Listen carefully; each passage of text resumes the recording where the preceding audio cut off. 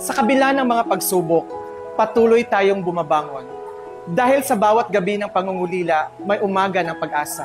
Ngayong Pasko, alalahanin natin ang tunay na liwanag ay hindi kailanman nawawala. Ito'y patuloy na sumisikat sa ating mga puso. Bawat taon, dala ng Pasko ang paalala na sa gitna ng dilim, may panibagong umaga. Sa bawat pusong nananalig, isinisilang muli ang pag-asa. Ang pag-asang si Kristo mismo ang nagdala. Ang hirap ng buhay ay hindi hadlang, kundi paalala na mas matatag tayo kapag nagtutulungan. Sa pagkakaisa, may pag-asa. At sa Pasko, tayo'y muling nagiging liwanag para sa isa't isa. Hindi hadlang ang dilim kung sama-sama tayong nananalig. Sa bawat kabiguan, may panibagong simula. At sa bawat ngiti at pagtulong, naroon ang diwa ng Pasko, ang pag-ibig ni Kristo na nagbibigay liwanag.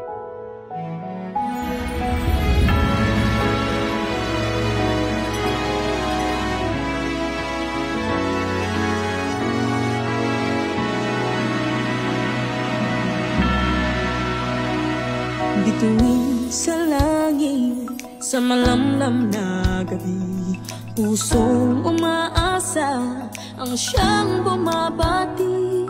Sa bawat pag-ikot ng oras at taon, pangarap ay patuloy na hinamon.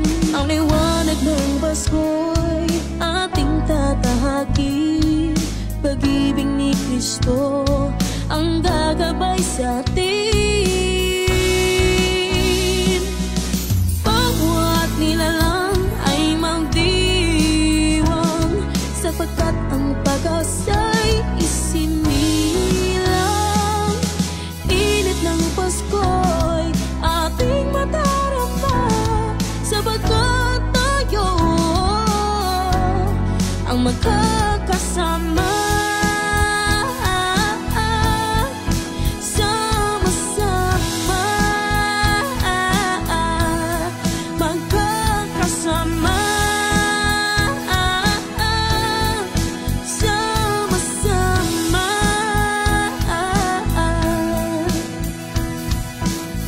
Sa bawat tapang na binuo,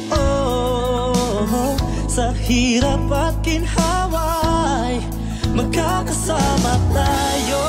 Sama-samang magtutulungan upang mga hamon ay ating malagpasan. Ang liwanag ng Pasko'y ating tatahakin. Pag-ibig ni Kristo ang gagabay sa atin.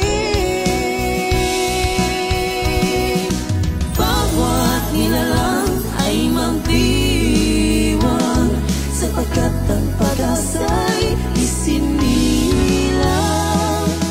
Init ng Pasko'y ating madarama, sapagkat tayo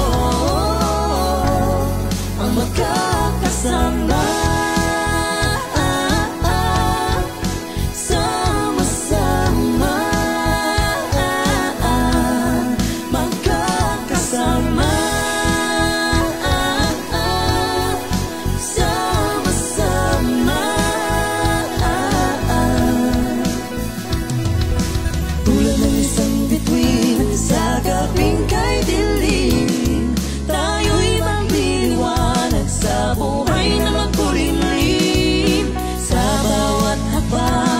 Panginoon ang kasama, tuwing Pasko'y hatid niya ang bagong pag-asa.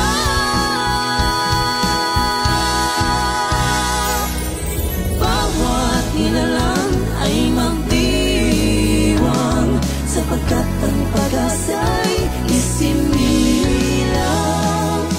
Init ng Pasko'y ating madarama, sapagkat tayo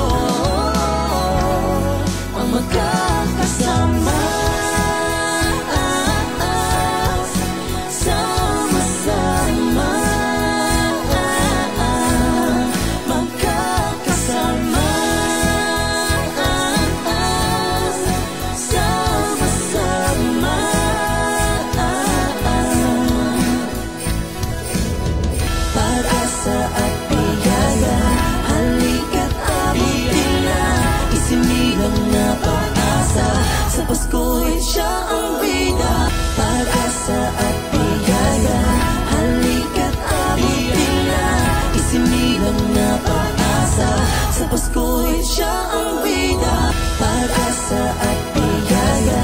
Halika't abutin na, isinilang na pag-asa. Sa Pasko'y siya ang bida, pag-asa at